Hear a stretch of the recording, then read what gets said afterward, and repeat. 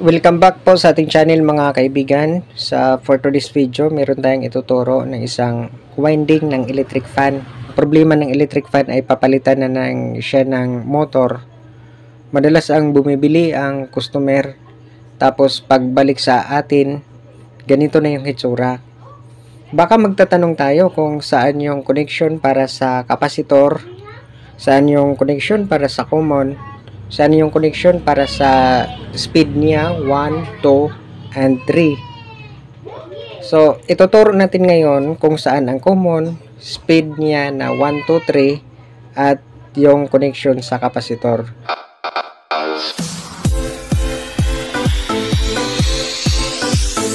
Sa connection ng kapasitor, hindi tayo madalas doon nagka-problema.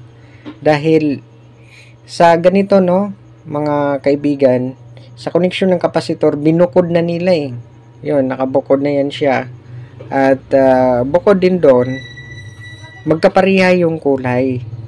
Kulay yellow. Sa pagkakataong ito ay kulay yellow siya. Ito yung sa connection ng kapasitor. Ang madalas na natin pinoproblema, yung connection na lang sa ating common sa speed na 1, 2, 3. So, paano ba yun siya i-detect kung saan yung common?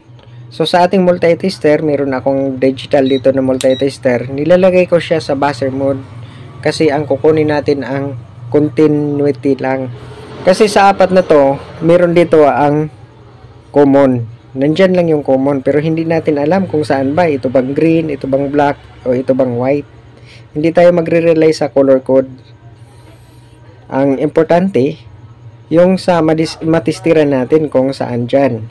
So, ang gagawin lang natin, no, mga kaibigan, itong isang test probe natin sa tester, ilalagay natin dito sa connection sa kanyang kapasitor. Isa sa connection sa kanyang kapasitor, ilalagay natin dito. Tapos, ito namang test probe na to, ito yung ipagala-gala natin. I-testing natin dito sa apat na colors kung saan magbabas dyan. So, subukan na natin. Red, no? Unahin natin yung red.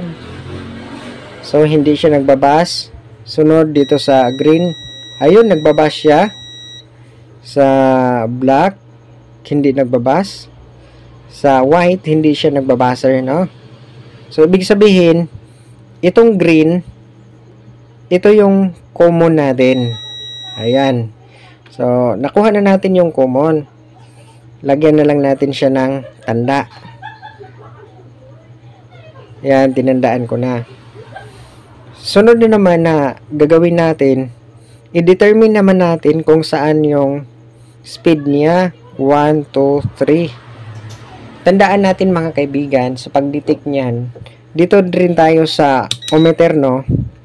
Kung alin yung mataas na reading, yun yung speed number 1. Kung alin yung mababang reading, pinakamababang reading, yun yung speed number 3.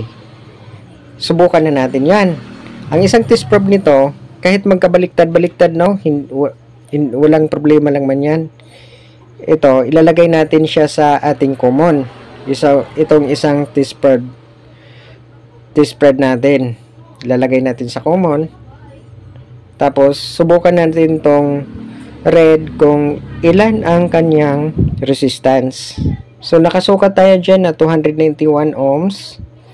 Dito na naman, sa white, 420 ohms. Dito naman ay 337 ohms. So, ano yung pinakamataas? Siyempre, itong white. No, nakita natin na 420 ohms. So, ibig sabihin, ito yung 1.